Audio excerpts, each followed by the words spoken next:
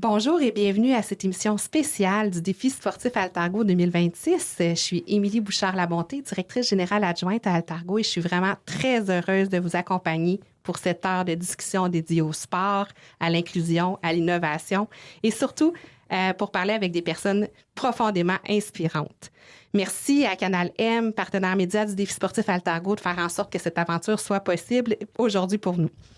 Le défi sportif Altargo, c'est bien plus qu'un événement sportif. C'est un mouvement, une communauté, un catalyseur de changement qui, depuis plus de 40 ans maintenant, transforme l'accès au sport pour les personnes en situation de handicap. Aujourd'hui, on vous propose une plongée au cœur du défi sportif Altargo, des athlètes, des porte-paroles, des projets novateurs, des initiatives d'un océan à l'autre et bien sûr, tout ce qu'il ne faut pas manquer pour cette 43e édition du défi sportif Altargo qui est à nos portes. J'espère que vous êtes bien installés confortablement parce qu'on commence tout de suite. Et pour débuter cette émission spéciale, j'ai envie de donner la parole à deux athlètes ambassadrices du défi sportif Altargo qui représentent deux réalités différentes, mais probablement très complémentaires, puisque pour le défi sportif Altargo, c'est à la fois pour la relève et pour l'élite. Et j'ai donc le grand plaisir d'accueillir Alison Levain, athlète internationale en boccia. Bonjour Alison. Bonjour. Et Chloé Pelland-Lambert qui représente le volley scolaire. Allô, Chloé? Bonjour. Chloé, tu vas participer au volley scolaire du défi sportif Altargo, mais tu y participes depuis plusieurs années. Tu es une jeune athlète non-voyante. Oui, exactement. Puis tu vas prendre cette année part aux compétitions d'athlétisme. C'est bien ça? Exact. Alison, tu es une athlète plus qu'accomplie. Tu as déjà fait de l'équitation, du basketball, du rugby en fauteuil roulant, mais tu es reconnue dernièrement, depuis plusieurs années, pour ta carrière en boccia sur la scène internationale. Oui, c'est ça. Ton palmarès, c'est vraiment impressionnant. Plusieurs médailles d'or, dont une au défi sportif Altargo il y a quelques années en Coupe du monde et 3 participations aux Jeux paralympiques. Oui, c'est ça. J'aimerais ça le mentionner aussi, mais ton excellence comme ambassadrice du parasport en général, tu as reçu notre premier prix Sport et communauté Maxime Gagnon qu'on a offert pour la première fois l'année dernière. Donc, félicitations. Merci pour cette passion puis ton engagement. Merci beaucoup. Donc, Alison, ma première question est pour toi. Peux-tu nous parler un peu de ton parcours sportif en général? En général, quand j'étais petite, j'étais très actif comme un jeune, mais j'ai jamais fait de sport organisé, genre team pit soccer ou des choses comme ça. C'était pas à mon goût. C'était juste quand j'ai commencé les signes de mon maladie dégénérative vers 12 ans, que j'ai senti qu'il me manquait quelque chose dans ma vie.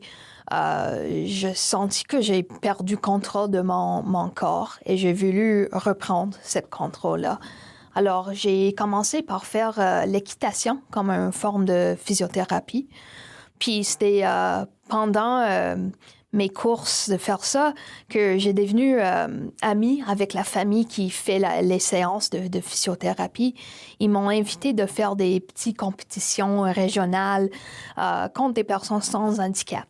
On a même caché mon handicap parce que j'ai pas voulu être pitié par les vieux. J'ai avoir plus de points que les autres.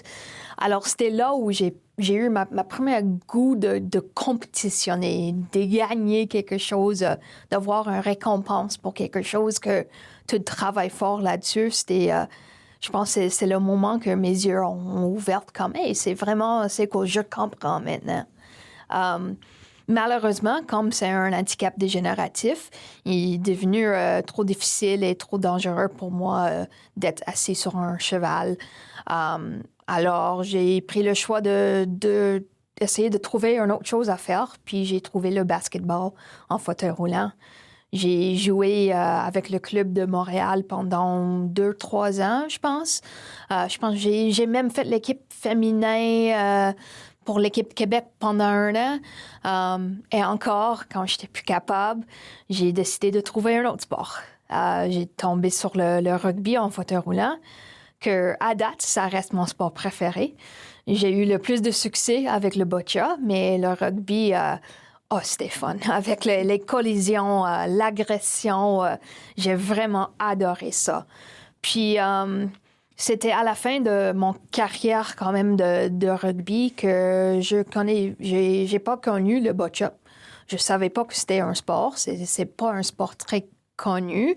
Comme c'est l'un des 2 seuls sports paralympiques, ils n'ont pas un équivalent olympique. Des fois, c'est pas beaucoup dans les médias. Mais j'étais tellement chanceuse que j'ai fait la bénévole à un tournoi de rugby que mon coéquipier, Marco Di Paltro, a venu voir s'il y a peut-être des personnes qui seront éligibles pour le boccia. Puis j'étais un peu trop gênée, mais après 1 heure de lui regarder, j'étais allée essayer. Puis 3 mois plus tard, j'étais sur l'équipe Québec. 6 mois plus tard, champion canadienne. Puis les 6 mois après, sur l'équipe nationale. Puis maintenant, 12 ans plus tard, 3 fois paralympienne, ouais. Quelle carrière accomplie quand même, mais dans une diversité de sports. Là-dedans, ça a été, t'es quoi ton premier point de contact avec le défi sportif Altargo? Avec le défi sportif Altargo, je pense que c'était un tournoi de basket en fauteuil 2A que j'ai participé. Je me souviens bien, c'était mon première fois dans une atmosphère comme multisport adapté, puis je me semblais que c'était comme un mini paralympique, puis c'était vraiment cool. Ça m'a vraiment touchée d'être acceptée dans cette nouvelle communauté. Puis, les premiers impacts que le défi sportif Altargo t'a apporté, est-ce que tu es capable d'en mentionner un en particulier? Je dirais cet aspect communauté, de voir des différentes personnes dans différents stages de leur vie. J'étais un adolescent ou un vieil adolescent. Je pense que j'envisage d'y aller en collège bientôt. Alors, de voir des personnes qui sont le même âge que moi, des personnes qui ont des familles, qui travaillent, c'était comme le moment clé, je dirais, dans ma vie, que ça donnait l'opportunité pour moi de voir qu'il existe un futur pour moi, un futur actif dans le futur pour moi. Puis maintenant, cette année, on t'a demandé en fait de devenir une de nos athlètes ambassadrices. Oui. Qu'est-ce que ça représentait pour toi, ce titre-là, cette année? Pour moi, je suis extrêmement fière. Je vous remercie beaucoup. Je sais qu'en 2020, c'était supposé d'être le cas, oui. mais la pandémie est arrivée, mais c'est correct. Des bonnes choses arrivent pour des personnes qui s'attendent. Puis, le défi sportif, pour moi, je me souviens quand j'ai commencé, je me souviens maintenant, je sais ce que maintenant ça me donne.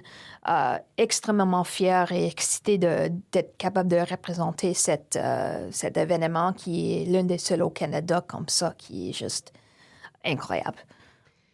Puis, je sais que tu m'avais déjà confié que Montréal, c'était quand même un arrêt attendu au sein de la communauté internationale de boccia. Pourquoi Montréal? Pourquoi cet arrêt-là est important dans votre calendrier? Pour nous, c'est plus facile. On n'a pas besoin de voyager. Évidemment. Surtout, c'est un petit...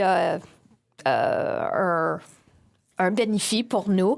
Mais quand même, je sais que tout le monde aime venir à Montréal. Comme c'est un ville... un hub ville qui est facile d'y rendre de l'Asie, l'Amérique du Sud. Il y en a beaucoup. La liste est il y a toujours des mondes sur les listes d'attente pour les défis sportifs. Tout le monde sait qu'ils vont venir ici. Le transport va être super. Les repas sont stables.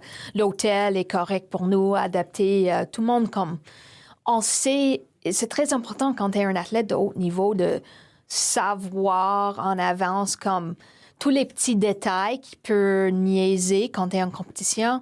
Tout le monde sait que le défi, ça va être un bon événement. Une vingtaine de pays sera présente, plus que 20 pays, en fait, seront présents pour ta Coupe du monde de World Boccia.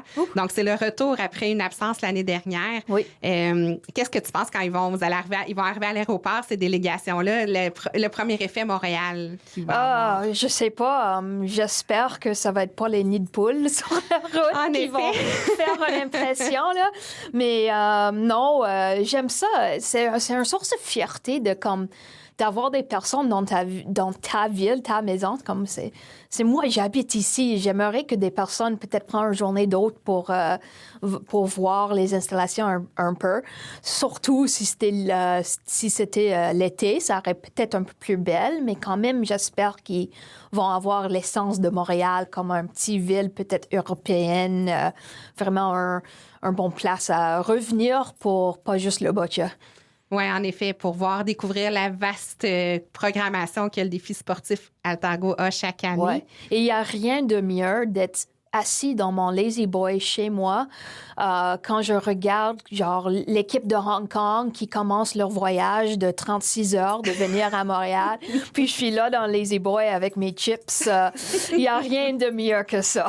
Chacun son tour, hein, parce que je pense que l'Asie est quand même une destination prisée pour quelques coupes du monde. Donc, cette année, c'est... À l'inverse, eux, ils vont peut-être manger leurs chips dans leur Lazy Boy quand ils vont attendre que vous arriviez. On en a parlé rapidement, Alison, le défi sportif Altargo, tu l'as connu pas seulement en athlète de boccia, mais en basket, en rugby.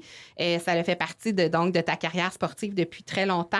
Si tu te retournes en arrière, qu'est-ce que tu aimerais dire à un jeune athlète qui pourrait participer à un premier défi sportif? Je dirais juste de profiter de tout. C'est un événement spécial. On a beaucoup de services pour des athlètes. Utilise-les. Si tu es capable d'aller voir d'autres sports, d'autres disciplines, peut-être c'est pas celle que tu compétitionnes maintenant, mais peut-être comme moi, dans l'avenir, tu peux revenir. C'est vraiment fun. Il faut juste profiter de ça. J'arrête pas de parler de ta carrière accomplie sous tout plein de volets. Qu'est-ce que tu ressens quand tu sais que tu peux inspirer cette relève-là, cette jeunesse-là à peut-être devenir toi dans un futur proche ou moins proche? Je pense que c'est deux choses. C'est ma responsabilité et mon responsabilité et mon... Oh, what's the word? My responsibility and my privilège. C'est mon responsabilité et mon privilège d'avoir ça. Parce que moi, je sais que le sport a complètement changé ma vie. Puis si je peux toucher quelqu'un 10% de ça, que ça a un impact sur leur vie, c'est mon job fait. C'est un accomplissement.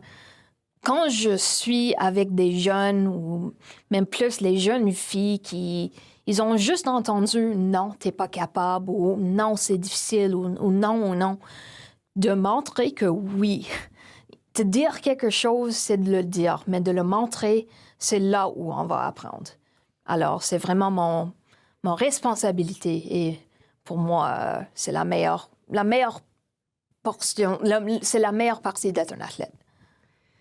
Chloé, je ne sais pas si tu trouves ça impressionnant, tout ce que Alison nous raconte depuis le début. Ben oui. Toi, peux-tu nous expliquer, Chloé, comment tu as découvert le sport adapté, comment ça t'a amené au défi sportif Altargo?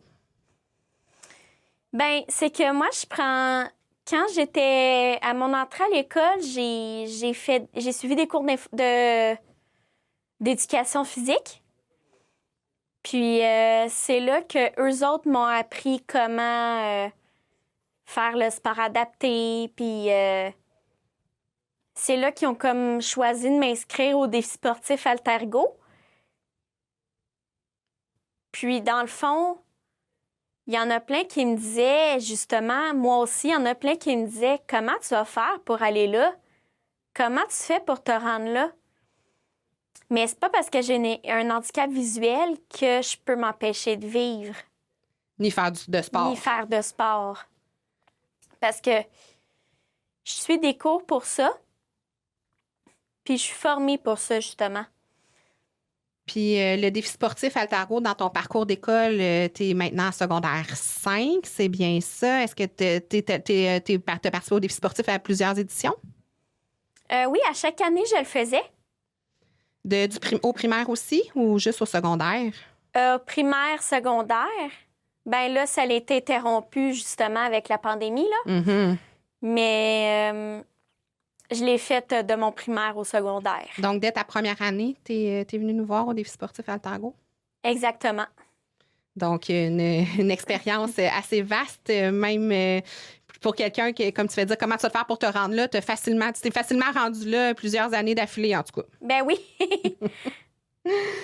Puis, qu'est-ce que ça t'apporte sur le plan personnel de faire du sport puis de participer à des événements comme le défi sportif Altargo? Ben déjà, le sport, c'est quelque chose qui me permet de me défouler, là, vraiment. Puis c'est de la motivation. Puis, est-ce que ça te permet justement d'apprendre des nouvelles choses, de découvrir des nouveaux sports? Ben oui. Ça me permet aussi de développer des nouveaux, du vocabulaire sportif, là. Et comment cette année, toi aussi, tu es une de nos athlètes ambassadrices, comment tu te sens le fait qu'on t'a demandé d'être athlète ambassadrice, surtout pour des jeunes comme toi, de porter ce titre-là? Ben moi, dans ce défi-là, je me sens bien parce que moi, en fait, comment c'est arrivé, c'est que l'an dernier, je suis allée au défi sportif. Mm-hmm. Puis à un moment donné, j'ai vu M. Gagnon, Maxime Gagnon. Qui est notre président-directeur général à Altargo, en effet. Exactement. Moi, j'ai vraiment demandé, bonjour, M. Gagnon. Je me demande comment fonctionne l'ambassadrice athlète du défi sportif. Puis c'est là que je suis allée, parce que j'ai dit, j'aimerais ça l'être l'an prochain, étant cette année, là. Mm-hmm. Puis là, ben justement, je pense que je t'ai déjà rencontré là-bas, Émilie. Exactement, parce que la règle, c'est moi qui décide ça à Altargo. C'est qui nos athlètes ambassadeurs et ambassadrices. Ouais. Et donc, Maxime est venu me voir et a fait... Toi qui j'ai payé, hein? Exactement, c'est ça. 2 fois plutôt qu'une. Mais exactement, il est venu me voir en disant, Émilie, j'ai une athlète à te proposer. J'espère que tu vas dire oui. Et le contact a été... le oui n'a pas très tardé à surgir parce que c'était juste te découvrir, te voir participer aux compétitions. Je m'étais dit, oui, l'année prochaine, on s'entoure de femmes au défi sportif comme athlète ambassadrice. On a 3 femmes d'ailleurs, athlètes ambassadrices cette année au défi sportif. Mais non, j'étais très heureuse de te rencontrer cette fois-là et tu nous as marqués et c'est pour ça que tu es là aujourd'hui aux côtés d'Alison. Ben merci. Puis ce qui m'a motivée à faire ça cette année, c'est que, v'là 2 ans, je sais pas si tu te souviens de Amy Poirier. Oui. Ben justement, Amy, elle l'a été. Oui, en effet. Puis ça avait l'air intéressant, donc je me dis, je vais me lancer ce défi-là cette année. Oui, c'est Amy. Amy était athlète ambassadrice lors la 40e édition du défi sportif Altargo. C'est elle avec les cheveux blonds. Hein? Un cheveux courts noirs à peu près. Une autre athlète non-voyante, de la même école que Chloé. Vous allez à la même école, hein, c'est ça? Exactement. Oui, donc qui a participé aux épreuves d'athlétisme aussi au niveau scolaire. Donc oui, ça avait été une très belle découverte cette année-là aussi, Amy. On l'a dit, Chloé, tu termines ton secondaire cette année, donc c'est la dernière fois que tu vas participer dans le volet scolaire du défi sportif Altargo. Est-ce que le sport va continuer de faire partie de ta vie par la suite? Ben c'est sûr que je suis pas très motivée à faire du sport parce que déjà, je suis pas active chez nous, là. Mais probablement là, que je vais m'acheter un vélo stationnaire ou un tapis roulant. J'aimerais peut-être s'investir pour ça à un moment donné. Afin de continuer un peu, de continuer de la motivation que tu avais pour t'entraîner pour le défi sportif, mais le reproduire plus tard dans ta vie, dans ta vie adulte, qu'on va dire. Exact. Puis toi, comme ça fait partie de ta vie au primaire, au secondaire, que dirais-tu à un élève qui hésite à essayer le sport adapté, qui hésite à venir participer au défi sportif Altargo? Bien, je lui dirais à cette personne-là que c'est pas parce que tu as un handicap quelconque, que ce soit handicap physique ou visuel, etc., que c'est pas parce que tu as ça que tu ne dois pas faire du sport. Au contraire, on peut adapter le sport à ta façon, à toi. En effet, puis l'adaptation, je pense que c'est ça qui fait partie, qui est la beauté de la chose, c'est-à-dire que plus un sport est inaccessible, finalement, il est adapté selon ta limitation. Non, c'est ça. Peux-tu nous parler un peu des adaptations qu'on fait justement pour tes courses, tes épreuves en athlétisme là, qu'on fait au défi sportif Altargo? C'est que moi, je cours avec une corde. Dans le fond, je tiens une corde avec un témoin. Ça, un témoin, c'est un petit tube de plastique que tu mets sur la corde, justement, puis je cours avec ça. Mais là, pour la course à l'extérieur, je vais courir avec une corde, puis il va y avoir un accompagnateur avec moi. Donc, il y a deux façons de le voir, soit avec un guide à l'extérieur ou bien avec une corde ou une aide à la course là, pour l'intérieur, pour ce qui est les courses. Exactement. Quand je suis curieuse, en natation, comment ça se passait? Comment ça fonctionnait? En natation, j'avais justement un enseignant qui m'accompagnait. Puis c'est lui, dans le fond, qui me tenait la main. Je rentrais dans la piscine. Puis quand il donnait le signal de départ, ben je lâchais la main de mon enseignant, puis c'est là que je faisais mes longueurs aller-retour, dans le fond, là. Puis pour toucher le mur, il n'y avait pas trop de difficultés. Tu n'avais pas trop de difficultés? Tu n'avais pas trop peur de te frapper la tête ou... Non, parce que j'avais déjà eu mon enseignant en éducation physique qui m'avait montré qui m'avait montré des techniques de nage. OK. Donc, tu étais prête pour cette natation-là. Oui. Alison, tu es depuis longtemps au sein de la famille du défi sportif. Tu as participé à plusieurs épreuves, mais jamais au volet scolaire. Non. De voir que ce volet scolaire-là existe pour 5000 athlètes par année, est-ce que tu es un peu jalouse de Oui, ça? c'est super cool. C'est quoi ton point de vue comme athlète international qui n'est pas passé par le volet scolaire? Ah, c'est vraiment cool. Moi, j'étais dans une école régulière. On dirait qu'on ne savait pas que j'ai eu un handicap avant vers 12 ans. Alors, pour moi, j'ai pas eu des modèles. J'ai pas eu des personnes que... Pour moi, une personne handicapée, c'est des vieux qui sont dans des fauteuils roulants, d'être poussés dans les centres d'achat. C'est pas des personnes actives, c'est pas des paralympiennes. Je pense... je parle souvent de... j'ai réalisé que l'un de mes amis, Alison Lang de volleyball assis, je réalise que quand j'étais à peu près 13-14 ans, j'ai joué moi-même dans mon sous-sol avec ma sœur le volleyball assis parce que j'ai eu le misère à marcher, mais j'étais capable de marcher sur mes genoux avec un ballon. Puis j'ai réalisé comme 15 ans plus tard que j'aurais été éligible pour le volleyball assis. Alors, si j'ai eu les ressources, j'étais dans peut-être une école qui connaît le défi sportif ou j'étais un peu plus... mon dégénération arrivée un peu plus vite, peut-être j'aurais eu la chance de commencer mon carrière de boccia, mon carrière sportive plutôt que... En 2007, j'ai eu 17 ans, alors quand même, là. Ouais. Donc, ça aurait pu arriver plus tôt, surtout que le défi sportif Altargo existe depuis 1984, fait que ça aurait pu être facile de découvrir ça. C'est sûr que c'est pas la même promotion que présentement. Il y a plus de communication, il y a plus de réseaux, il y a plus de façon de partager les informations, de les faire communiquer qu'à l'époque. Mais c'est vrai que c'est une belle richesse, je pense, d'avoir cette amplitude de volets scolaires dans le cadre du défi. J'imagine que quand j'ai fini de jouer au rugby, je ne connais pas le boccia. Je sais que si j'étais impliquée avant, probablement, j'aurais entendu le boccia avant que c'était mon tour. Oui. Ouais. Mm. Chloé, après le défi sportif Altargo 2026, qui va être ton dernier, c'est quoi la suite pour toi, autant personnel là, que professionnel?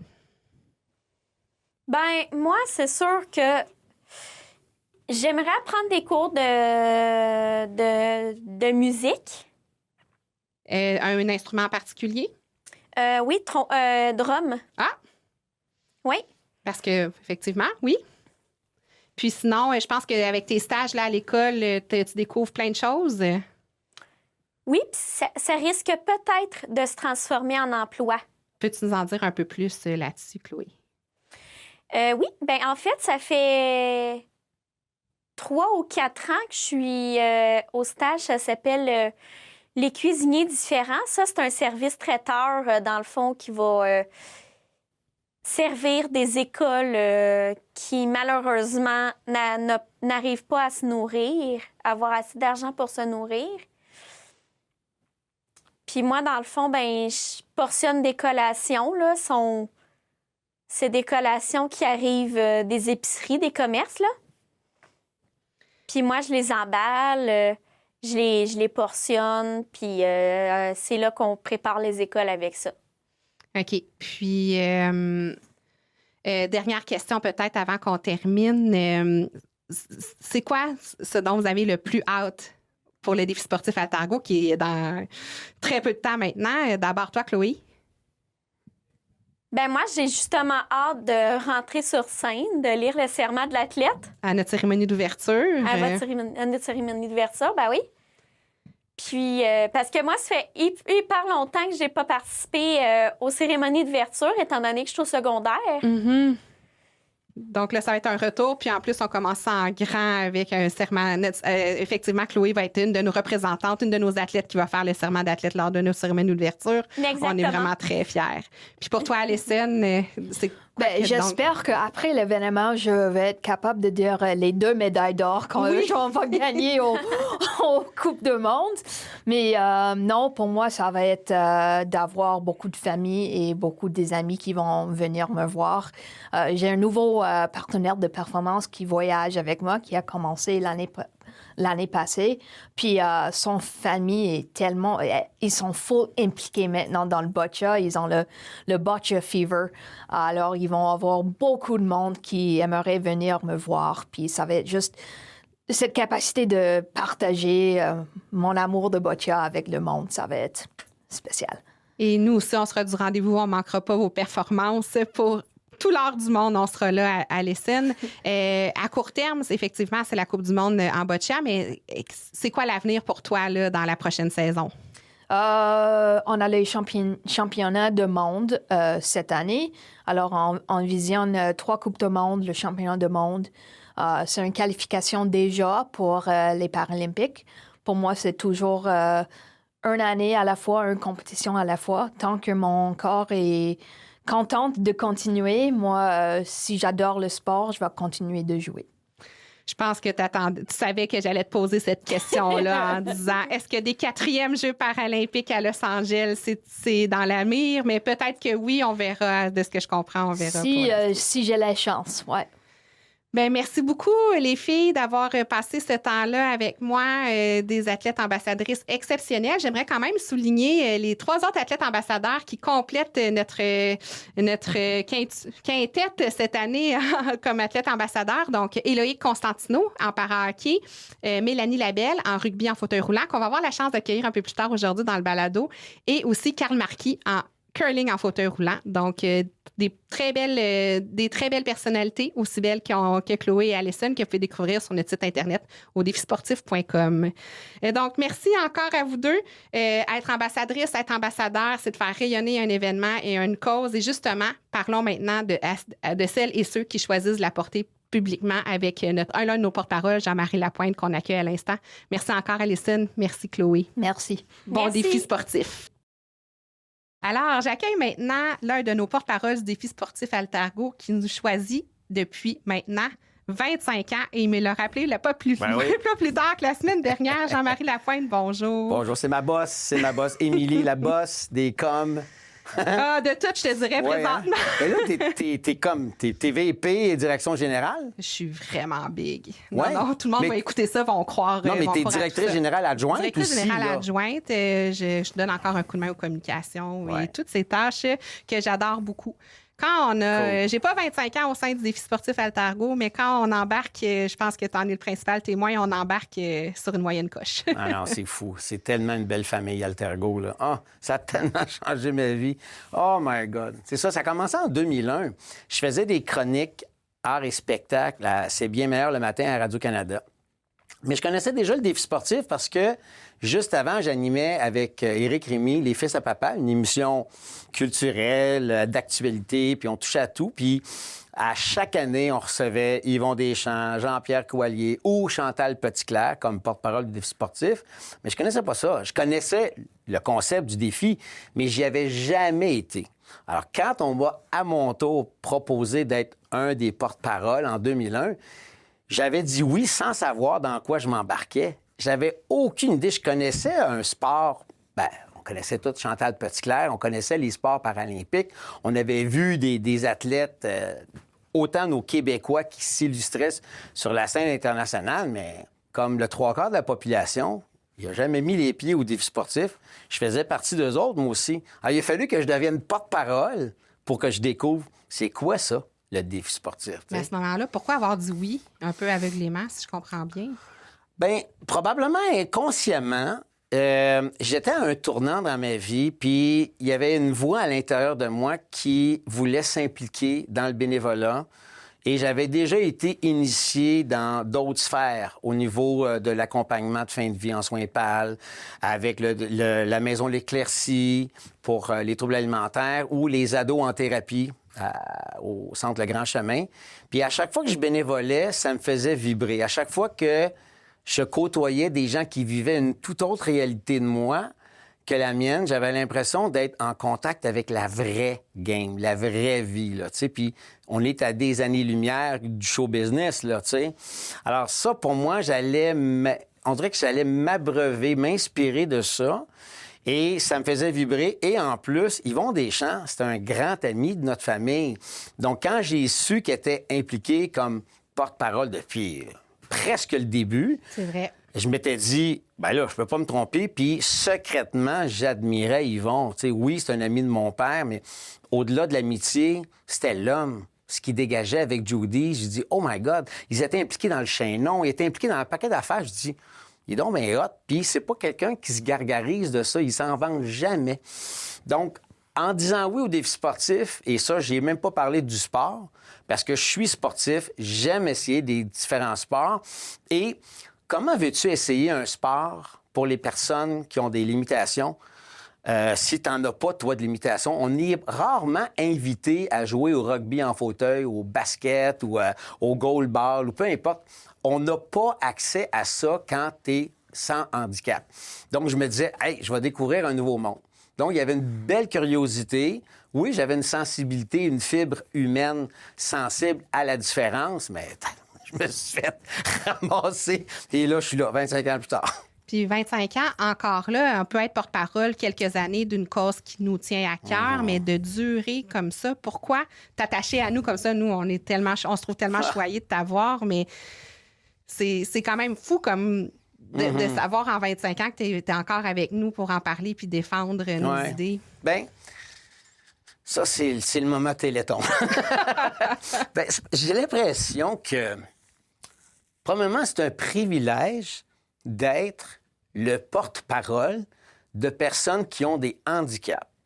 Toi, t'en as pas. J'en ai toutes sortes de limitations, mais elles sont soit temporaires ou elles sont très faciles à masquer ou encore que, tu sais, la neurodivergence, TDAH, je veux dire, c'est pas la fin du monde, un TDAH, mais c'en est une. Sauf que c'est tellement rien par rapport à la réalité d'une personne qui doit se déplacer en fauteuil, qui doit avoir son transport adapté ou qui doit dépendre d'un paquet de gens autour pour pouvoir avoir une vie comme tous les citoyens devraient avoir droit, tu sais. Alors moi, je suis leur porte-parole. Donc, autrement dit, quand je prends le micro, c'est à eux que je dois penser, tu sais. Donc, je sais pas si c'est un sentiment d'imposteur, mais je me dis, j'ai une belle vie, je suis gâté, je vis dans une certaine paix, une certaine abondance, ce qui n'est pas le cas de gens qui ont des limitations, tu sais. Juste tantôt, Alison qui nous parlait de ses équipements, de son fauteuil spécialisé pour le boccia. C'est un fauteuil à 22 25 000 $. Je m'excuse, mais c'est pas tout le monde qui peut se payer ça. Puis beaucoup de gens qui ont des limitations n'ont pas d'argent. C'est leur réalité. Ils vivent avec l'aide sociale. Tu sais, je veux dire, tu vas pas loin, là. Donc, je me dis, alors, quand tu as l'occasion, de prendre le micro, d'être devant une caméra, ben dis quelque chose qui peut faire avancer la cause et qui peut éveiller les consciences. Alors, c'est pour ça que mon défi, à chaque année, j'ai un fun noir d'amener des personnalités pour qu'ils viennent animer les remises de médailles, rencontrer les jeunes. Et tu as remarqué, ça fait longtemps que tu es là, ils reviennent tous. En effet. Ils reviennent toutes et tous. Encore là, j'ai la confirmation. Sébastien Delorme, il revient. Marina Orsini revient. Puis là, je vais gosser Michel Charette, Michel Mambara, toute la gang va revenir. Mais c'est ça qui est le fun. C'est des gens qui reviennent. Alors, ils sont enrichis de la différence qu'ils rencontrent. Puis nos enfants et nos athlètes handicapés qui côtoient ces vedettes-là, ils se sentent importants, ils se sentent reconnus, ils se sentent applaudis. Donc, moi, c'est mon fun, mais c'est de contaminer mon environnement, mon entourage à la différence parce que c'est pas la différence qui va venir te chercher si facilement. C'est à toi d'aller faire un petit détour, puis vas-y voir. Mais la beauté de tout ça, c'est, regarde, quand tu y goûtes, t'es faite. Puis je sais que ça va être dur, ma prochaine question, mais ton moment le plus marquant en 25 ans? Je peux pas... Écoute, tu demanderais ce col-là à Maxime Gagnon, notre directeur général, ou à notre fondatrice, Monique Lefebvre. Voyons donc, elle dirait, comment veux-tu que je te donne un moment marquant? Il y en a un à chaque année. Qu'est-ce qui te marque de bord généralement d'année après année là, dans le cadre du défi L'entraide. sportif? Moi, ce que je trouve beau, c'est l'entraide. Et là, de plus en plus, c'était pas autant ça quand j'ai commencé il y a 25 ans, mais c'est de voir de plus en plus de parents. De plus en plus la fratrie, les frères, les sœurs qui viennent encourager le membre de leur famille qui a une limitation fonctionnelle. Moi, je trouve ça hot, parce que ce n'était pas le cas. J'ai remarqué qu'il y a plus de gens dans les estrades qu'à mes débuts, il y a 25 ans. On a encore beaucoup de travail à faire. Puis Dieu sait que dans les 25 dernières années, on a créé des événements, on a fait des super finales, des gros parties de clôture en espérant que les estrades seraient remplies. Puis c'est pas tout le temps le cas. Même quand tu as un sport spectaculaire comme du para-hockey, tu sais. Mais ou du rugby en fauteuil. Ce que je peux te dire, par contre, c'est que l'entraide, à chaque année, moi, je trouve ça hallucinant de voir... Oui, il y a des parents, bien sûr, qui s'investissent avec leurs jeunes. On le voit, je veux dire, il y a des coachs qui sont souvent le père ou la mère de leur enfant qui, en fait, ils passent du temps ensemble. Puis de toute façon, si c'est pas le parent, des fois, le jeune n'aura peut-être pas toujours accès à un sport d'équipe, plus difficilement en tout cas. Mais moi, c'est de voir... écoute, je pense que c'était-tu à Layton, Philippe Layton?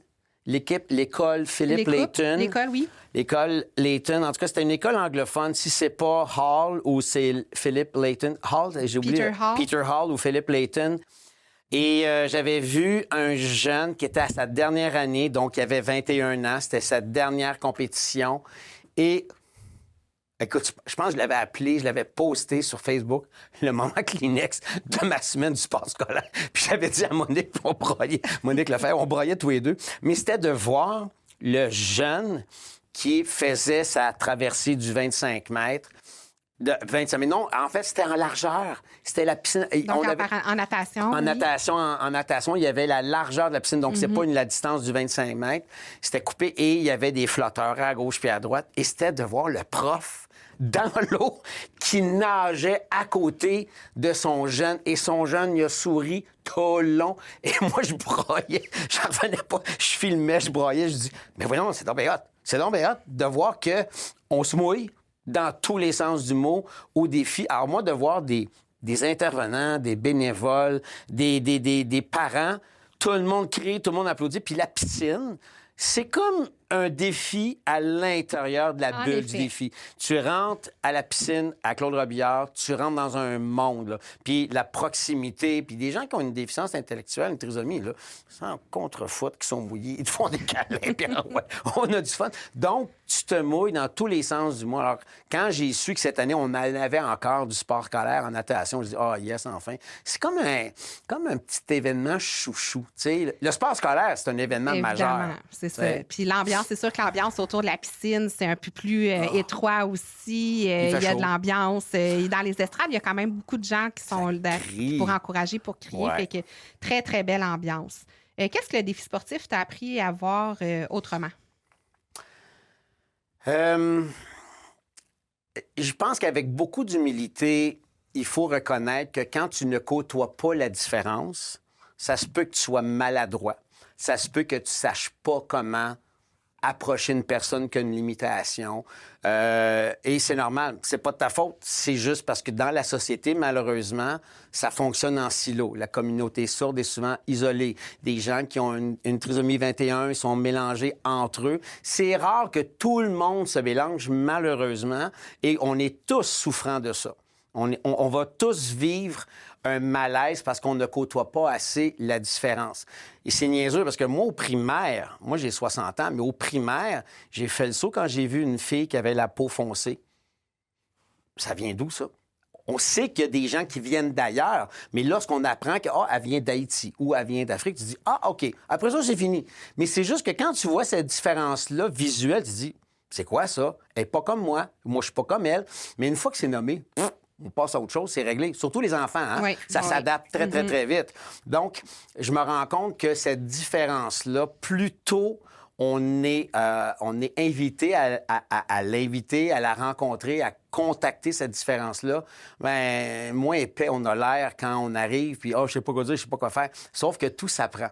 Donc, moi, le défi sportif Altergo m'a amené à apprendre comment célébrer la différence, comment la rencontrer et aussi de ne plus avoir peur de « j'ai pas compris ce que tu as dit ». La personne a une paralysie cérébrale. C'est difficile parfois pour elle de bien prononcer, de bien s'exprimer. Mais fais pas semblant. Demande qu'elle te répète. C'est pas grave. Ou encore, tantôt, Chloé, elle dit « Je peux-tu te donner la bise? » Parfois, elle me dit oui. C'est pas tout le monde qui aime se faire donner des becs puis des hugs, là. Demande la permission avant. Surtout des gens qui ont un TSA, trouble du spectre de l'autisme. C'est vrai qu'il y en a souvent dans leur bulle. Il y en a que ça paraît presque pas. Prends pas de chance, demande-le. Ben, tu vois, le défi m'a montré à demande. Vérifie, valide. Si tu n'es pas sûr, bon. Mais de toute façon, comme porte-parole, tu le sais, tu nous fais toujours un petit dossier, comment on parle du défi sportif dans les médias, qu'est-ce qu'on veut éviter de dire, qu'est-ce qu'on devrait dire à la place de... Oui, mais c'est correct, tout s'apprend. Donc ça, le défi sportif m'a appris à apprendre et m'a appris à m'adapter. De toute façon, s'il y a des maîtres de l'adaptation, c'est pas moi. C'est nos athlètes. C'est nos athlètes. C'est nos en athlètes. effet. Ah, ouais. Qu'est-ce que tu dirais à une personne pour qui ça va être le tout premier défi sportif Altergo? Comme participant ou comme spectateur ou comme bénévole? Les trois. OK. Ben, je pense que moi, j'ai jamais rencontré quelqu'un qui est venu qu'une seule fois au défi sportif. Donc, il se passe de quoi? C'est sûr qu'il y a une magie, c'est sûr qu'il y a un ingrédient secret que tu ne peux que découvrir en y allant. C'est aussi simple que ça. Donc, que tu sois comme bénévole, et peu importe la tâche, c'est sûr qu'il y a des jobs plus fun que d'autres. Mais il y a des gens qui préfèrent des fois faire des jobs plus effacés. Pas nécessairement parce qu'ils n'ont pas un naturel avec le handicap, mais il y en a qui sont très habiles à être des conducteurs de vannes, à préparer des repas. Mais c'est sûr que de faire le chronomètre en athlétisme, au sport scolaire, ou en natation, ou en étant préposé aux médailles, puis remettre des médailles, c'est le fun, ça aussi, tu sais. Donc, comme bénévole, c'est sûr que si c'est ta première fois, tu viens de tomber sur la plus belle planète au monde. Puis je dirais que, comme tu disais, il y a plein de tâches qui ne nécessitent pas un contact direct avec les athlètes, mais les postes de bénévoles, tous les postes de bénévoles sont importants pour qu'on réussisse à offrir un défi sportif de qualité. Donc, j'en profite ici pour vraiment les remercier, nos bénévoles, parce qu'ils font vraiment toute la différence dans l'organisation de cet événement qui a maintenant 43 éditions. Ben oui, et t'imagines ce que ça coûterait?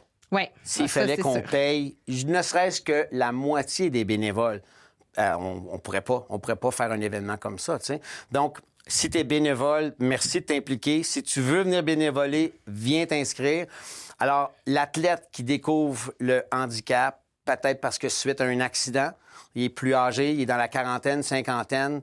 Bien, moi, les athlètes que j'ai côtoyés au défi qui sont pas venus au monde avec une limitation, mais qui ont dû apprendre à vivre avec leurs limitations, eux autres, ils m'ont enseigné que ça se terminait pas avec l'accident, qu'il y avait une vie à cause ou grâce à l'accident. Tu sais, je pense à Pierre Mainville, qui est un champion en escrime en fauteuil, qui a rencontré sa femme.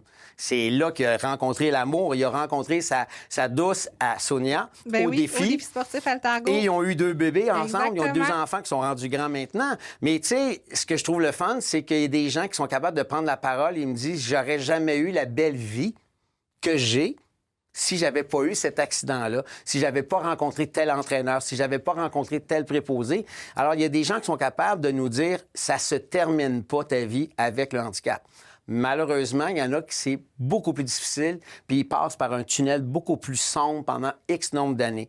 C'est pas donné à tout le monde de se sortir du coma ou de se sortir d'une épreuve. C'est vrai que c'est pas toujours facile, mais moi, ça me donne espoir que ma vie, si moi je devais perdre l'usage d'un membre d'une faculté du jour au lendemain, ça veut pas dire que ça se termine. C'est la fin de quelque chose, mais c'est le début d'autre chose aussi. Alors ça, le défi me l'a beaucoup appris. Donc, que ce soit des bénévoles, que ce soit des athlètes ou monsieur, madame, tout le monde qui ne connaît pas le défi sportif puis qui veut voir un show gratis. C'est gratuit. Viens voir ça. Tu vas avoir du fun. Tu vas trouver ça spectaculaire ou profondément humain. J'aimerais te demander, en terminant, le défi sportif Altargo est dans quelques semaines. Maintenant, le compte à rebours est vraiment bien commencé. À quoi tu as le plus hâte? J'ai mentionné un petit peu la piscine tantôt, parce que ça fait peut-être 2 ans qu'il n'y a pas eu des événements en piscine, étant donné qu'il y avait des rénovations au centre sportif à Claude-Robillard, complexe sportif. Qu'est-ce que j'ai le plus hâte? Je pense que c'est difficile de manquer la aide d'honneur. Hein? C'est difficile de passer à côté de ce moment-là, et parce que je le vois dans les yeux de ceux qui sont là pour la première fois aussi. Nous, les bénévoles sont tous avec le même T-shirt rouge et on fait la haie. C'est spectaculaire, mais quand on voit les dignitaires, il y a des ministres, il y a des maires d'arrondissement, on a des gens du milieu des affaires, des gens qui ont réussi, qui valent des millions et qui viennent se mettre à la file indienne dans la haie d'honneur, puis tu vois que, oh boy, eux autres filles, ils viennent de tomber dans le club des pleureurs, des pleureuses du défi. Alors tu te dis, wow, ils savaient pas c'était quoi. Donc ça, juste de vivre la haie d'honneur, d'en être un des animateurs ou des participants ou d'être bénévole, il se passe de quoi à la haie d'honneur. Donc ça met le ton. Effectivement. Ça part très bien une journée de compétition du volet scolaire, Ben ouais, ça, absolument. c'est clair. Jean-Marie, en plus, ça va être toi qui vas animer ces belles cérémonies d'ouverture. J'aime ça. Bientôt. Mais je suis pas tout seul. Non, t'es pas tout seul. On est une gang de porte-parole ici. J'aimerais en profiter pour souligner tes comparses, Chantal Petitclerc, Madame la sénatrice, Mika Guerrier, Hugo Girard et Nancy Audet, qui sont tes comparses comme porte-parole et qu'on verra toute la semaine durant le défi sportif Altargo. Yeah. Jean-Marie, merci d'être un porte-parole si fidèle depuis 25 ans. Ça sera ton 25e défi sportif, dans le fond. Quart de siècle. Et là, Hey, je pensais le temps passe jamais... vite, hein? Oui, ça passe vite. Puis honnêtement, tu sais pas dans quoi tu t'embarques quand tu dis oui à quelque chose. Mais par contre, je veux pas dire non. Je peux pas dire non au défi. C'est impossible. Je me ferais violence. Puis donc, on peut compter sur toi pour encore 25 ans. Ben, je fais un défi à la fois, mais en tout cas, je suis pleinement excité au 43e. Bien, merci beaucoup, Jean-Marie. Merci de ta présence. Puis on se voit très bientôt au complexe sportif Claude-Robillard pour ce 43e défi sportif Altargo. Yep. Le défi sportif Altargo évolue constamment et on est rendu même une référence nationale et même internationale. Donc, c'est le temps de parler d'innovation avec mes prochains invités. Donc, on parle toujours d'innovation. Bonjour, Maxime Gagnon, président-directeur général d'Altargo. Mon patron, Jean-Marie Tandou, il a dit que j'étais big, là, mais il y a plus big que moi pour le défi sportif Altargo. Maxime, pourquoi c'est important d'innover à travers le défi sportif Altargo? Je pense qu'à la base, pour le sport des personnes handicapées, c'est important d'innover. Cet événement-là est un événement fort depuis plus de 42 ans. On a toujours essayé d'innover. Quand Monique était là, c'est quelque chose qu'on s'est donné. C'est une mission qu'on s'est donnée. Elle le faisait déjà depuis le début. En 96, on a été voir qu'est-ce qui se faisait de mieux. C'était les Paralympiques. Donc, de poursuivre ce mandat-là, je pense que c'est grandement important.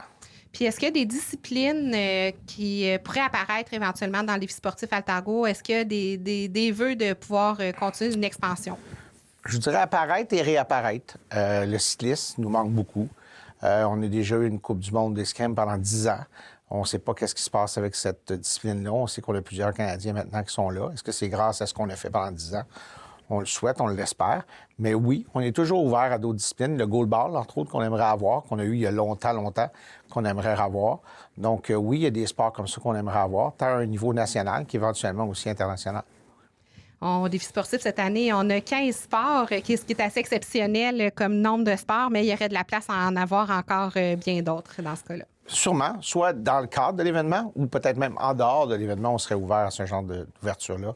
Entre autres, on l'a essayé pour le para-hockey dernièrement. Ça n'a pas fonctionné, mais éventuellement, on va réessayer aussi pour d'autres disciplines aussi, et aussi le para-hockey. Donc, on peut dire que le défi sportif Altargo, qui est riche de ses plus de 40 ans d'existence, inspire et a beaucoup de succès, mais inspire pas seulement juste à Montréal pour accueillir d'autres événements de sport adaptés, mais ailleurs au pays. Donc, j'aimerais que tu me parles un peu des One Ability Games qui vont avoir lieu pour la première fois cette année, inspirés du défi sportif Altargo. Exact. C'est un rêve que, encore une fois, Monique et moi, on avait plusieurs rêves, mais celui-là en était un beau, d'avoir des défis sportifs à travers le Canada. Avec Andrea Carey, qui est la directrice de One Ability, on a bâti un partenariat sur 4 ans. Et cette année, c'est la 4e année. Pendant 3 ans, ils sont venus voir avec des délégations, des employés, des partenaires venir voir l'événement des défis sportifs Altargo. Et de là est né les One Ability Games. Et pour nous, c'est important. Pourquoi? Parce qu'on va faire bouger plus de jeunes au Canada. Il y avait un objectif d'environ 500 jeunes la première année. Ils sont près de 1000. Donc, c'est intéressant de voir qu'il y a un besoin. Et il y a des choses qui ont bâti qu'on ne savait pas, qu'on ne connaissait pas, que nous, on va pouvoir expatrier au Québec. Et par la suite, bien, on veut ouvrir à d'autres provinces, que ce soit le Nouveau-Brunswick, l'Ontario, l'Alberta. On aimerait ça travailler avec eux éventuellement pour offrir cette plateforme-là. Puis de montrer aux Canadiens et Canadiennes que les jeunes qui ont des limitations fonctionnelles, c'est important de les faire bouger. Puis présentement, il n'y a rien qui les fait bouger. Il y a des petites choses qui se font, mais à grande échelle, puis de pouvoir permettre à un jeune de BC de venir à Montréal, avec son école, avec sa classe ou avec ses parents, de venir faire la compétition à Montréal, ça peut être intéressant éventuellement. Qu'ici, on aura peut-être un circuit canadien éventuellement pour le réseau scolaire, mais aussi de permettre à des organisations comme les organisations nationales de tenir des championnats canadiens avec des organisations qui sont structurées, organisées et qui connaissent les besoins de la clientèle. Et non pas d'arriver, des fois, malheureusement, avec des organisations qui ne connaissent pas tout à fait bien la clientèle. Donc, le fait d'être avec des organisations qui travaillent là-dedans et qui bâtissent à chaque année l'amélioration du sport et l'accueil de ces personnes-là et l'expérience, bien, je pense que ça va être gagnant en bout de ligne. Puis selon toi, qu'est-ce qui est inspirant dans le défi sportif Altargo qui est exportable de cette façon-là? Pourquoi on vient chercher notre expertise? Je pense que c'est le rayonnement, puis ce que l'athlète va aller chercher aussi. Le fait qu'on soit multidéficience, qu'on ne soit pas juste une limitation fonctionnelle comme les Jeux paralympiques peuvent l'être ou les Olympiques spéciaux. Le fait que tout le monde est sur un même toit. Je le dis souvent, l'athlète qui arrive en natation puis sur le plot de départ, bien, c'est tous des gens qui sont amputés d'une jambe puis qui, lui, il n'est pas habitué d'en voir, il trouve ça intéressant. Puis qu'en arrière, c'est quelqu'un qui lui manque un bras ou que ce soit en athlétisme, fauteuil roulant, marchette, ainsi de suite. C'est ça qui est positif, c'est que la personne se sent inclue. Il y a une valorisation d'elle par le sport. Puis je pense que c'est juste l'accumulation de tout ça qui fait que la personne va être encore plus positive envers elle dans toutes les sphères de sa vie. Pourquoi c'est important que ce mouvement existe partout, puis je dirais à travers le Canada? Parce que le défi sportif Altargo, même ça fait 42 ans qu'il est ici, il est méconnu. On reste l'événement multisport le plus grand au Canada. Puis, on n'est pas connu. On a rencontré des élus dernièrement municipaux, puis on leur dit « Savez-vous, vous avez ça? » « Ah oui, on a ça, oui. Savez-vous, c'est lequel? » « Oh, non, on ne le sait pas. » Donc, il y a beaucoup de choses à faire là-dedans. Et de là, je crois que de l'exporter, et si on est capable de le mettre pan-canadien, bien, est-ce que notre message va résonner plus fort?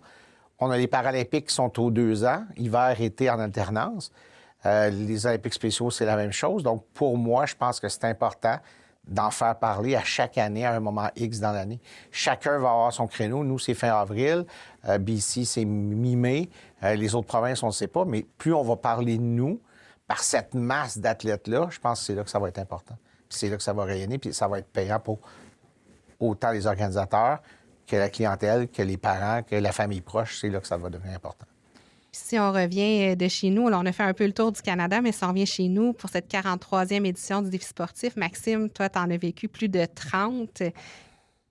À quoi tu as hâte chaque année? Qu'est-ce qui te rend le plus fébrile à l'approche de ces défis sportifs Altargo? De voir des athlètes qui sont contents de revenir à différents niveaux. Il y en a que c'est des points internationaux, il y en a que c'est la conclusion, le basketball, à chaque année, c'est comme la conclusion de la saison. Ils sont contents d'être là. Ça reste que le moment le plus important pour moi reste tout le temps de voir la famille et les parents dans les estrades. Qui sont là puis qui sont fiers de voir ce qu'ils voient. Ça peut être une première expérience, ça peut être une 15e expérience, mais les parents sont là, sont présents. Puis je pense que c'est là où nous, chez Altargo, on peut être fiers parce que c'est l'ensemble de la communauté, c'est l'ensemble de la famille de cet athlète-là qui est là, qui fait que c'est important. Puis encore une fois, de faire parler de nous. Tu sais, je pense que c'est important, on le fait une fois par année, c'est pas assez, mais je pense qu'il y a de quoi être fier de ça. Quand Monique le parti, c'était d'avoir une image positive et de faire parler des personnes handicapées beaucoup, de montrer qu'ils sont capables de faire autre chose que de rien faire. Souvent, c'était ça quand on recule 42 ans en arrière.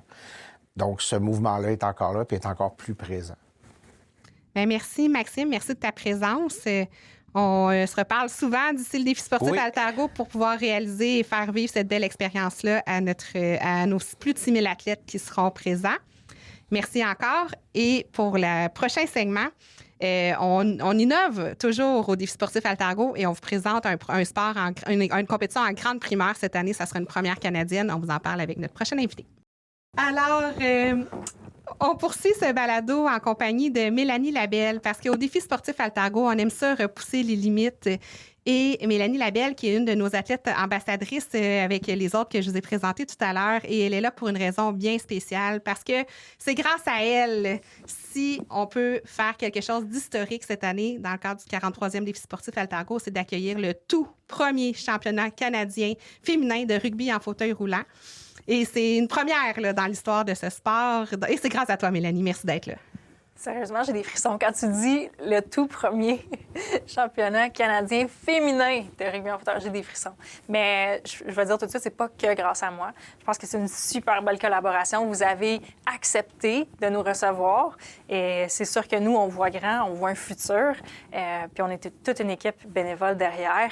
Donc, c'est pas seulement grâce à... Je peux pas le prendre. Je ne peux pas le prendre. Mais clairement que ça prend des gens qui poussent. Et puis, moi, s'il n'y avait pas 21 filles derrière qui demandent qu'on a un volet puis qui demandent qu'on a des occasions de jouer, je pourrais rien faire.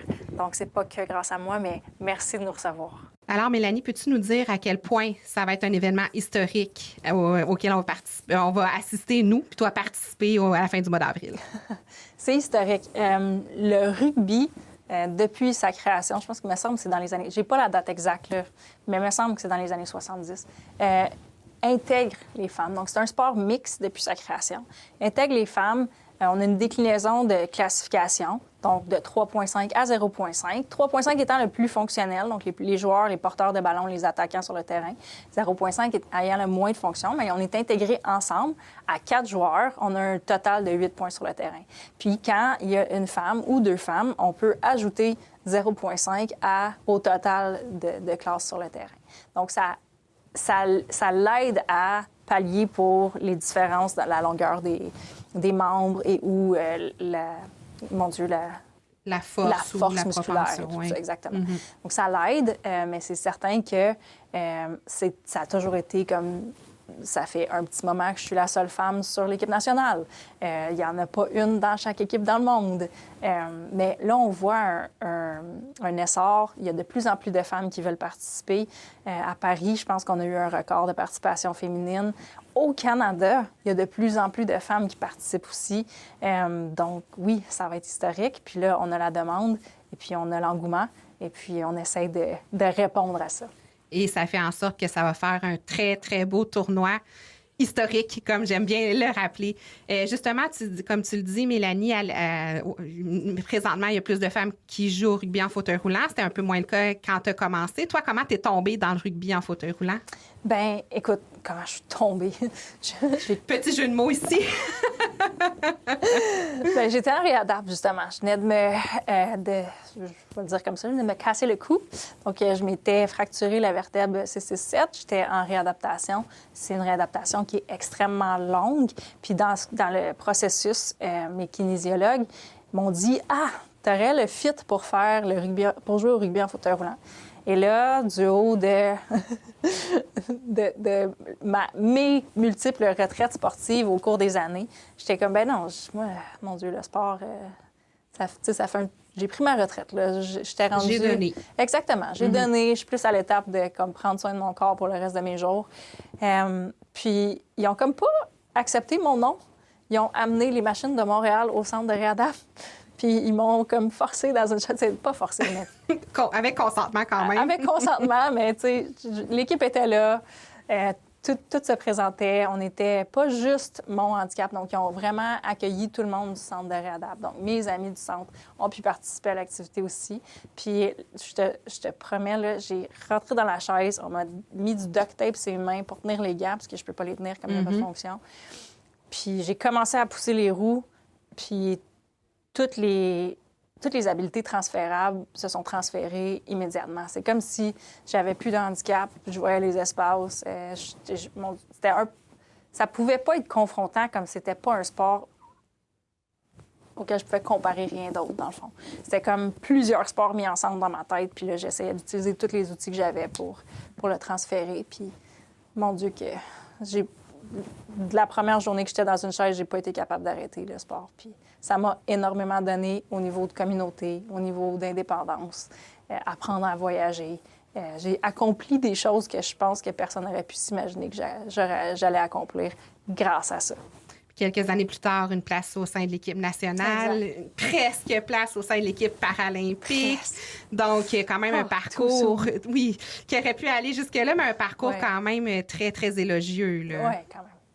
Puis, qu'est-ce que tu retiens de là, maintenant, tu vas jouer, joues-tu encore avec l'équipe nationale? Oui. Donc, puis tu joues avec une équipe féminine. Exact. C'est quoi la différence entre les deux? Difficile à dire.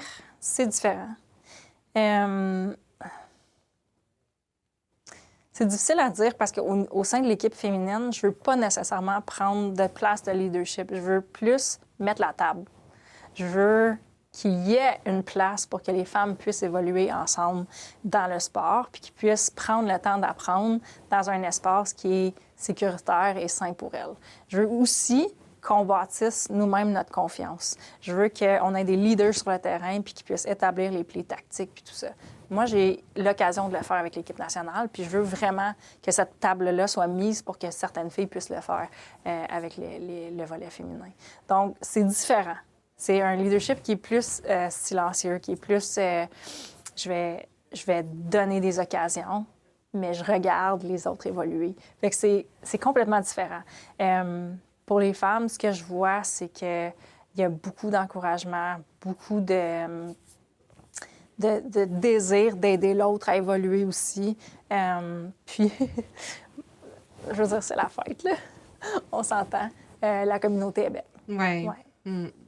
Le défi sportif Altargo, pour toi, qu'est-ce que ça représente? Évidemment, tu as joué à quelques tournois de rugby jusqu'à présent. Qu'est-ce que ça représente pour toi, cet événement-là? Ça a quand même été mes premières expériences en parasport, surtout parce que c'était local, c'était à Montréal. C'est des événements où ma famille a pu venir m'encourager aussi, puis des enfants ont pu venir me voir évoluer au rugby. Puis c'était un autre type, dans le fond, une déclinaison du rugby en fauteuil roulant que vous accueillez, c'était le rugby low point, donc les bas pointages, donc du 1,5 au 0,5, où est-ce qu'encore là, on avait la chance de faire les jeux des porteurs de ballon, qu'on n'a pas souvent la chance de faire, on est plus bloqueurs. Puis à un niveau plus personnel, encore une fois, dans mes petits souvenirs de personnes qui étaient au centre de réadaptation, qui ne pouvaient pas comme s'imaginer un futur, j'ai comme un lien spécial avec le défi parce que j'ai moi, je suis une ancienne joueur de soccer. Donc, j'ai joué au soccer pendant, je pourrais même pas compter le nombre d'années, là, mais de mes 10 ans à mes 28 ans. OK. Bon, ben, ça se compte facilement, finalement. Faites les calculs. Puis, une athlète avec qui j'ai joué au soccer à l'université est venue me voir en réadaptation. Puis, tu sais, on dirait que je pouvais pas m'imaginer un futur. Je pouvais pas... tous mes modèles comme avaient plus de sens parce qu'ils passaient pas à travers les mêmes étapes que moi. Puis là, je pouvais plus m'imaginer la suite. Puis mon amie, qui était Élodie Laroche-Lefebvre... De la famille... de la famille. Principauté Lefebvre. Et voilà. M'avait dit, écoute, moi, les grands-parents, ils ont grandi avec un handicap. Puis écoute, il n'y avait pas grand-chose, mais... Ils l'ont bâti, ils l'ont fait. Ils ne se sont pas dit « Ah, ça n'existe pas, je ne ferai rien ». Puis on dirait que juste mettre ça dans mon coffre à outils, là, juste cette vision-là de si ça n'existe pas, c'est pas grave, crée-le, ça a changé le reste de mon parcours. Puis voilà. Fait que pour moi, comme on dirait que de savoir que Monique Lefebvre, qui était à la tête du défi sportif... Fondatrice, effectivement, exactement, du défi. pendant des années, de savoir que ses grands-parents ont fondé le SIVA à Montréal aussi, puis de voir dans les environnements puis les sphères dans lesquelles moi j'évolue puis que d'autres gens évoluent aujourd'hui, qui ont cet impact-là des années plus tard, mon Dieu, que ça me drive. Excuse-moi d'utiliser le mot anglais, mais ça fait partie de ce qui me propulse vers l'avant. Fait que j'ai ce lien-là un peu spécial avec le défi parce que ça a été dans les fondations de qui je suis aussi, comme dans mes valeurs. Puis justement, tu parlais d'un rôle où tu veux laisser la place à tes coéquipières en vue de ce championnat canadien-là. Qu'est-ce que tu espères que ces personnes-là qui participeront peut-être pour une première fois au défi sportif Altargo, ils découvrent et qui puissent partager ensuite par la suite avec d'autres? Bien, en fait, on s'est posé la question parce qu'au départ, on s'était dit, on s'était comme mis un chiffre utopique en tête. On s'est dit, bon, à 18, on va couper, tu sais. Puis, on ne pensait pas atteindre les 18 femmes. Finalement, tout le monde a dit oui et plus.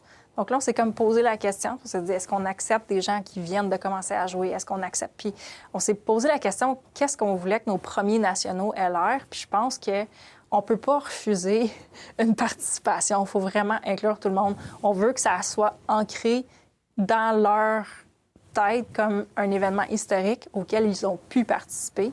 Puis on veut vraiment que ça soit mémorable pour eux positivement. Donc, on veut qu'il y ait une portion très compétitive. On a mis les meilleures têtes de chaque province ensemble. C'est sûr qu'on a divisé Est, Ouest avec le centre. Puis il va y avoir cet esprit-là compétitif, mais on veut aussi que les filles apprennent au niveau tactique. On veut qu'il y ait une courbe d'apprentissage au cours de la fin de semaine, puis vraiment qu'ils puissent évoluer dans le tournoi, puis qu'ils puissent apprendre, puis devenir leur propre leader.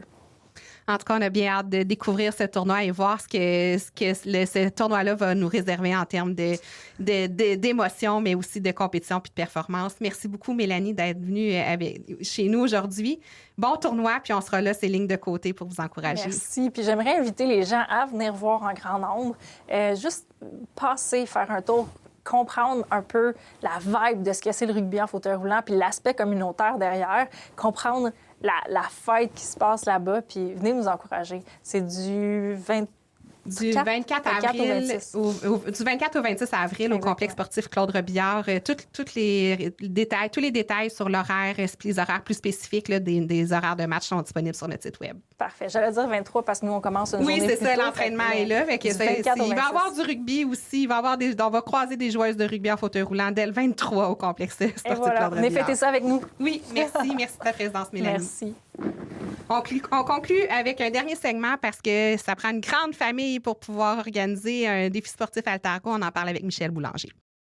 Alors, pour conclure ce balado spécial 43e défi sportif Altargo, je dois vous dire que organiser un défi sportif Altargo, ça prend beaucoup de monde, ça prend beaucoup de ressources, ça prend beaucoup de passion. Et pour nous aider un peu à accomplir le tout, bien, j'ai l'honneur d'accueillir aujourd'hui notre directrice financement philanthropie, Michel Boulanger, qui, cette année, relève un défi de l'organisation de notre première campagne majeure de levée de fonds. Donc, bonjour, Michel. Bonjour, Émilie.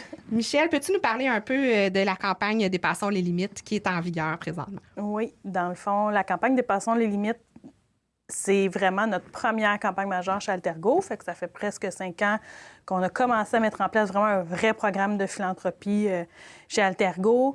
Donc, on était rendu là. On était rendu à agrandir notre bassin de donateurs majeurs. Fait que cette campagne-là est vraiment là, axée sur le défi sportif Altergo et sur la création éventuellement d'un mouvement national inspiré du défi. Donc, on a comme 3 objectifs à cette campagne-là. Le premier, très important pour nous, c'est d'assurer la pérennité puis le développement du défi sportif parce que c'est un super programme. On y croit, on veut qu'il continue de vivre, puis on veut aussi partager notre expertise à d'autres. On veut que ça fasse des petits, on veut qu'il y en ait partout au Canada éventuellement. Donc, on s'assure que le défi du Québec continue d'être bien implanté, qu'il continue de se développer pour qu'il puisse agir un peu comme une locomotive pour les autres événements qui vont éventuellement se joindre à ce mouvement-là. On veut aussi soutenir d'autres événements ailleurs au Canada, du mieux qu'on peut, en tout cas. On veut leur partager notre expertise, mais on veut aussi essayer de les soutenir financièrement. Puis, on veut pouvoir faire parler de ce mouvement-là aussi. T'sais, on veut en faire la promotion, on veut que les gens en entendent parler et puis que ça devienne important, si on veut, un sujet dont on entend parler, l'importance de l'inclusion par le sport pour les personnes qui ont des limitations. Donc ça fait pas mal le tour là, pour la nouvelle campagne qu'on vient de lancer. On est encore en phase silencieuse. On a un gros objectif pour cette année, 500 000 $, mais c'est 2 millions sur 3 ans qu'on souhaite amasser. Donc, un objectif ambitieux, mais aussi un défi ambitieux cette année. Puis peut-être, comme c'est la première année de cette campagne de levée de fonds, un défi ambitieux pour nos cyclistes policiers qui participeront très bientôt, prendront le départ à leur tour annuel, le tour cycliste des policiers policières du SPVM au profit du défi sportif Altergo. Oui, dans le fond, c'est un peu en collaboration avec les cyclistes qu'on a décidé de se lancer. Nous, on savait qu'on allait avoir le premier événement inspiré du défi qui allait avoir lieu en Colombie-Britannique. Eux, ils avaient déjà traversé le Canada à vélo pour une autre cause. Nous, ça fait 13 ans qu'ils pédalent pour nous partout au Québec. Puis là, ils nous ont dit, bien, écoutez, utilisez-nous, servez-vous de nous comme votre véhicule pour faire parler de votre défi, de votre projet, puis tout ça. Donc, on se joint à eux. On a créé un comité de financement qui va ramasser une partie des fonds, mais les cyclistes devraient ramasser presque la moitié de l'objectif de cette année. Ils sont super motivés. Ils vont partir le 28 avril d'une cérémonie d'ouverture du défi pour arriver le 13 mai à Vancouver pour la cérémonie d'ouverture des premiers One Ability Games là-bas. Donc, qu'on a inspiré au défi sportif Altergo. Exactement. Ça fait 3 ans maintenant que les gens de l'organisme One Ability viennent chez nous, viennent s'inspirer, viennent apprendre comment on travaille, qu'on leur partage notre expertise, tout ça. Puis là, bien, cette année, ça va être le grand jour. Fait que nos policiers, nos gens de cœur, super engagés, ont décidé d'aller porter notre drapeau là-bas. Et on va même aller porter un chèque aussi en même temps pour soutenir leur premier événement là-bas. Fait que on est très chanceux de compter sur ces gens-là. Donc, c'est un défi dans un défi, dans un grand défi. Mais si on parle, c'est quand même quelques milliers de kilomètres se rendre de Montréal à Vancouver. Quelle est la portée symbolique un peu de ce défi du Tour cycliste pour ces participants? Oui, bien, dans le fond, c'est un peu... tu sais, tous les jours, les jeunes qui ont des limitations, là, ils abattent des obstacles, ils traversent des moments plus difficiles, tout ça. Fait qu'on trouve que c'est très représentatif de ce que les jeunes vivent. Fait qu'ils vont passer à travers toutes sortes de périodes là, pendant ce tour-là aussi.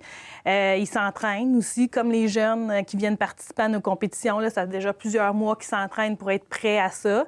Fait qu'on les jumelle aussi avec des jeunes qui participent au défi sportif. Cette année, on les a jumelés avec des jeunes qui font du para-hockey, qui vont participer au défi. Fait que les policiers, pour les policiers aussi, les jeunes, ça fait partie des causes qu'ils veulent endosser. Même le directeur de la police, M. Fadi Daguerre, va faire partie du Tour cycliste cette année, va pédaler tout le tour avec les autres cyclistes. Ils sont une 20aine de cyclistes avec une dizaine de bénévoles. Donc, c'est un grand défi physique, mais c'est surtout... c'est un grand... Ils ramassent des fonds aussi, évidemment. Là, c'est un autre défi, ça aussi, de lever des fonds. Ils trouvent des commanditaires, ils s'impliquent dans l'organisation. Fait que c'est vraiment... c'est des gens de cœur, des gens engagés. Et ils sont déjà très engagés par leur travail, mais là, quand on les voit prendre des vacances pour faire ça, bien, on peut juste être très heureux et très choyés comme organisation qui nous ait choisis, puis qu'année après année, ils se démènent pour nous soutenir. Là, ça fait 13 ans maintenant, ils ont ramassé plus de 500 000 $ pour nous. Puis là, bien, cette année, ils se sont donné comme objectif de ramasser 500 000 $ avec nous. Donc, je pense qu'ils vont réussir. On leur fait confiance, là. Ils sont pas mal en forme. Oui, mais en tout cas, moi, je serais pas assez en forme pour traverser le Canada présentement, mais c'est correct, je vais être occupée à faire autre chose dans ce temps-là. C'est ma raison pour laquelle j'enfourcherai pas mon vélo à la fin du mois d'avril. Michel, on n'a pas besoin d'être aussi en forme pour pouvoir contribuer au succès de cette 43e édition du défi sportif. Il y a sûrement d'autres moyens d'y contribuer. Oui, tout à fait. Évidemment, cette campagne majeure-là, si jamais il y a des gens qui souhaitent donner, contribuer au niveau des dons majeurs, on est toujours ouvert à discuter avec les gens.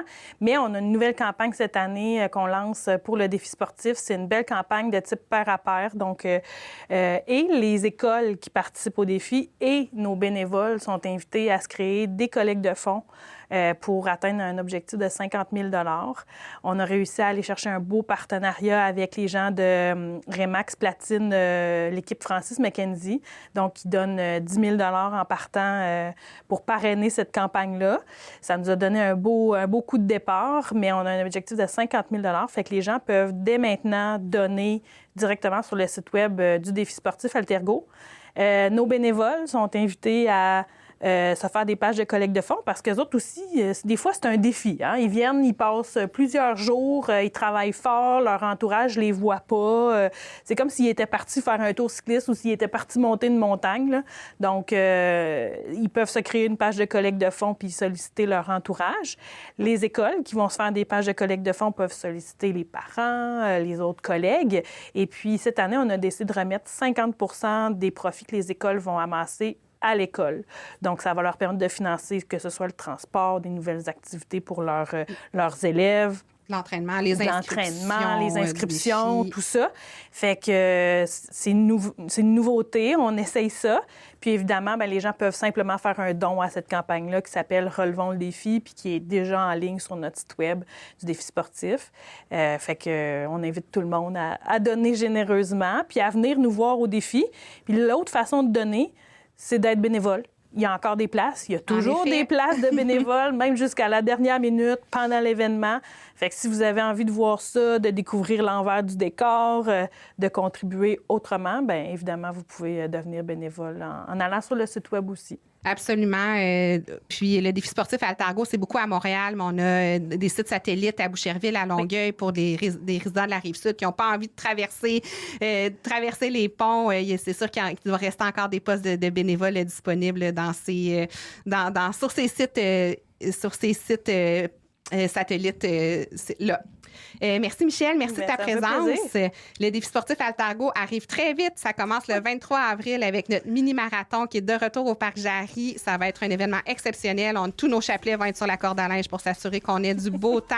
Vous avez rencontré Mélanie. Elle sera en action dès le 24 avril pour le premier championnat canadien de rugby en fauteuil roulant chez les femmes. Donc, on a très hâte de voir ça. Alison Levain dans la Coupe du monde de boccia.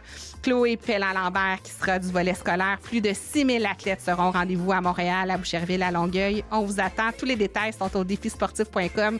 Une panoplie d'informations sera là. Inscrivez-vous comme bénévole, puis on vous voit dès le 23 avril pour une expérience extraordinaire. Merci d'avoir été à l'écoute. Merci à toutes les personnes qui sont venues s'asseoir sur les fauteuils et sont venues en studio aujourd'hui pour parler de cette passion commune qu'on a pour le défi sportif Altargo. Et merci à Canal M d'avoir rendu tout ça possible. Je vous souhaite bonne journée et j'espère qu'on se voit bientôt. Merci.